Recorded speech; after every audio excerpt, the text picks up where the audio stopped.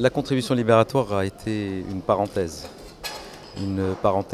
heureuse qui s'est soldée par les chiffres que vous connaissez et qui sont l'expression d'une confiance de nos concitoyens dans leur pays, dans l'économie de leur pays.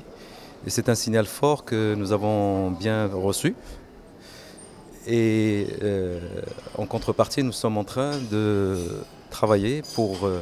rendre à nos concitoyens la réponse adéquate par rapport à leurs attentes légitimes sur un certain nombre de sujets, notamment donc une simplification beaucoup plus importante de la réglementation d'échange et une facilitation pour que nos concitoyens qui ont répondu à cet appel puissent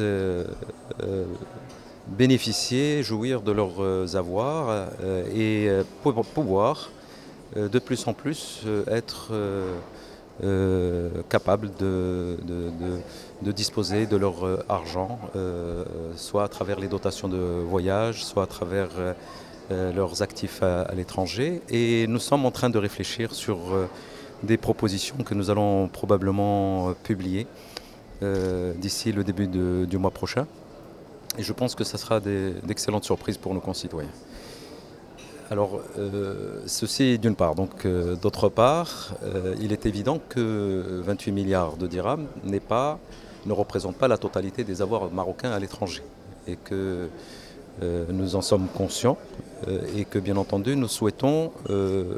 lancer un appel aux citoyens qui n'ont pas adhéré à cette contribution libératoire pour leur dire que nous sommes disposés à permettre, dans le cadre d'une démarche spontanée,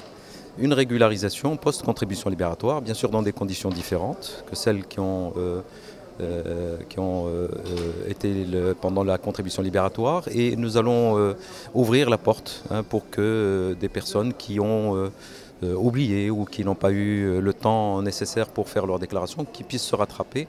dans le courant de l'année 2015. Les personnes, bien sûr, qui ne feront pas le geste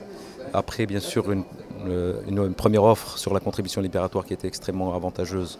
et après cette ouverture sur une déclaration spontanée, bien sûr, prennent le risque de se voir appliquer la réglementation en vigueur, à savoir des peines extrêmement lourdes, à la fois sur le plan change et sur le plan fiscal.